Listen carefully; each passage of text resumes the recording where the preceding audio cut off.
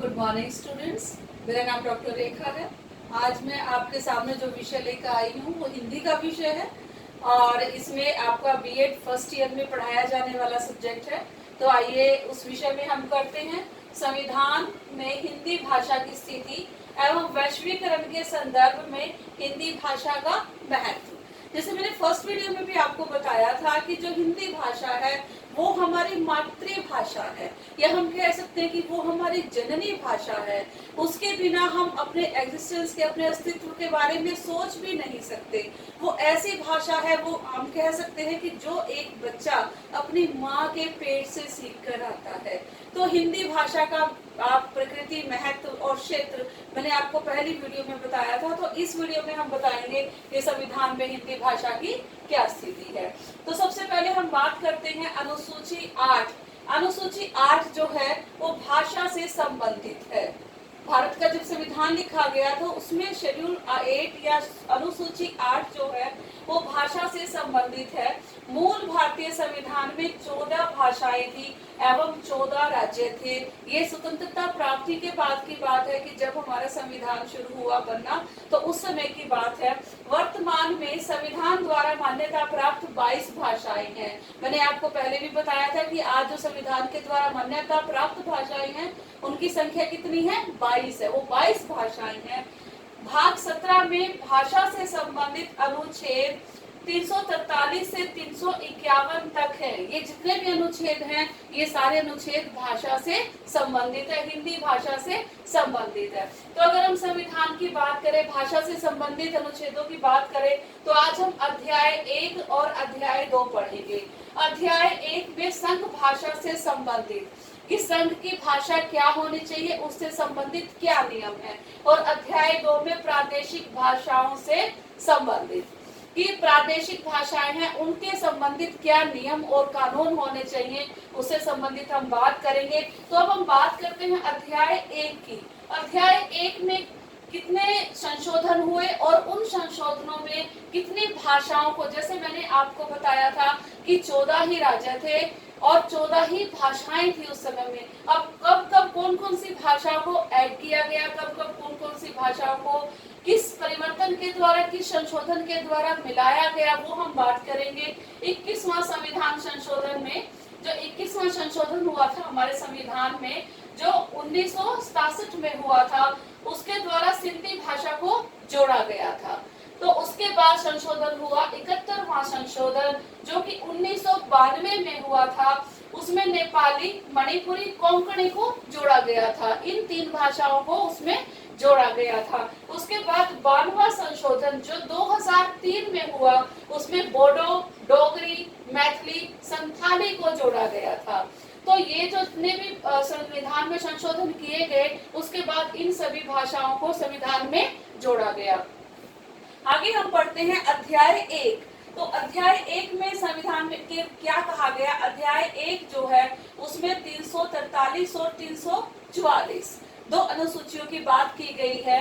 तो अब हम बात करते हैं अनुसूची 343 की। 343 में राजभाषा में कहा गया कि राजभाषा जो है वो हमारी हिंदी है और हिंदी की लिपि जो है वो देवनागरी है। जैसे आप सभी को पता है हमारी भाषा हिंदी है और हिंदी की लिपि देवनागरी है।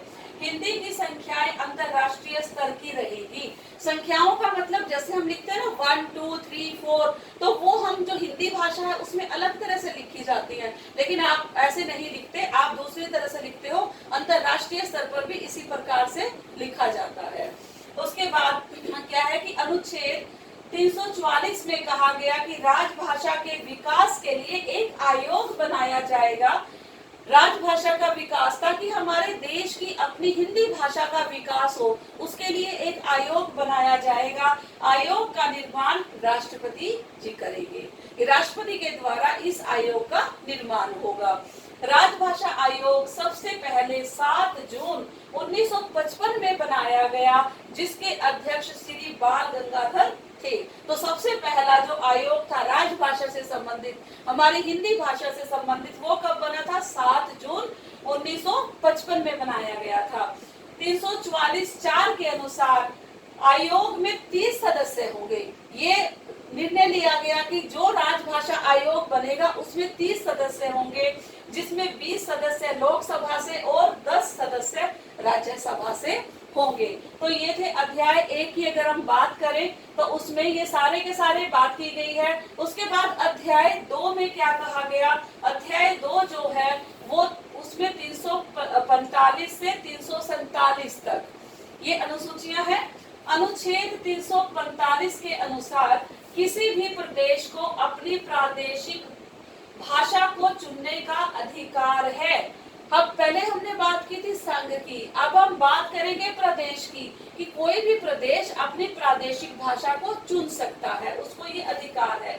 अनुच्छेद 346 के अनुसार किसी भी राज्य या संघ से संबंधित किसी भी पत्राचार के लिए भाषा का प्रयोग करने के लिए अधिनियम 1976 के अनुसार राज्य को 3 श्रेणियों में बांटा गया। यानी कि जितने भी हमारे राज्य थे उनको 3 भागों में विभाजित किया गया, 3 श्रेणियों में विभाजित किया गया।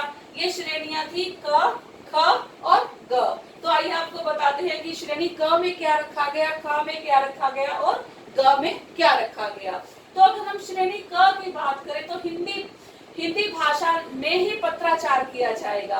अगर आवश्यकता पड़ती है तो अंग्रेजी में पत्राचार किया जाएगा। इसमें ऐसे राज्य रखे गए कि जिनमें ये कहा गया कि आप जितना भी पत्राचार करेंगे वो सारा पत्राचार हिंदी भाषा में करेंगे, और अगर आवश्यकता पड़ती है तब आप अंग्रेजी भाषा की सहायता लेंगे। और इनमें कौन कौन से राज्य शामिल थे देखिए, हरियाणा, दिल्ली, बिहार, राजस्थान, हिमाचल प्रदेश, उत्तर प्रदेश और मध्य प्रदेश। तो ये श्रेणी क के राज्य थे जिनको श्रेणी क में रखा गया।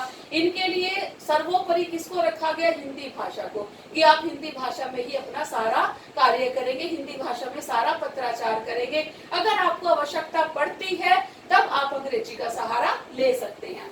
तो आइए ख श्रेणी के राज्यों में देखते हैं। जो श्रेणी ख में रखे गए वो ऐसे राज्य जो हिंदी अंग्रेजी दोनों में ही पत्राचार कर सकते थे। इसमें ऐसे राज्य शामिल किए गए जो दोनों भाषाओं में ही पत्राचार कर सकते थे, जैसे पंजाब, चंडीगढ़, गुजरात, महाराष्ट्र, अंडमान निकोबार। तो ये राज्य ऐसे थे जो जिस भाषा में चाहें, या तो वो हिंदी भाषा में चाहे वो अंग्रेजी भाषा में, किसी भी भाषा में पत्राचार कर सकते थे।